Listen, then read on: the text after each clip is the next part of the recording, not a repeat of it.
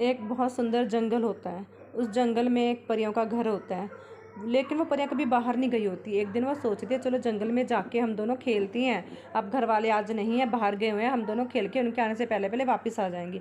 दोनों जंगल में जाती है, बहुत खेलती है। उनमें से एक परी बोलती है रात हो गई है, होने वाली, वापस चलती हैं।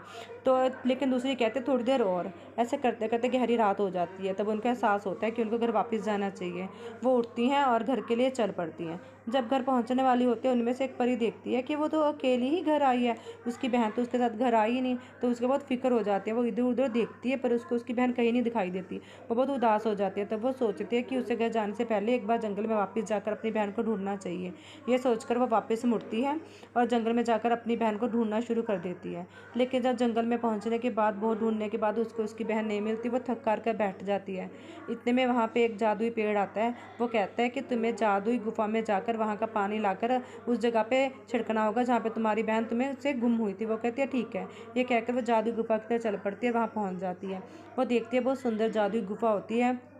वो उसके अंदर जाते हैं और देखती है वो बहुत सुंदर गुफा होती है। तरह तरह के फूल, बहुत छोटी छोटी बहुत सुंदर सी परियाँ, तितलियाँ, बहुत सुंदर गुफा होती है। तो वो जो दूर से अचानक से ना वो थोड़ा सा नदी का पानी बहने की आवाज़ आती है। वो उसके पास जाती है और वो परियाँ उसकी मदद करती है वहाँ पहुँचने में। वो देखती है वहाँ पे बहुत सुंदर सा एक नदी का झरना बह रहा होता है।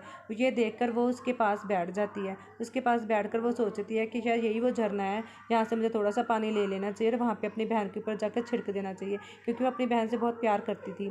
इसलिए वो ऐसे करती है। वो थोड़ा सा आगे की तरफ झुकती है और झुककर अपने हाथों के साथ पानी को भरने की कोशिश करती है। वो पानी को लेके उस जगह पर चली जाती है जहाँ पे उसकी बहन गुम हुई थी, वहाँ पे छिड़क देती है। वो देखती है बहुत सारी और परियां भी जिंदा हो गई हैं। वो समझ जाती है कि यहाँ पे और बहुत सारी परियां गुम हुई थी जिनको इस पानी की ज़रूरत थी।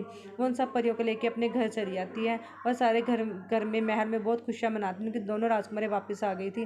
वो सारे खुशी खुशी रहने लग जाते हैं। सारी ज़िंदगी बहुत खुशी खुशी रहती है।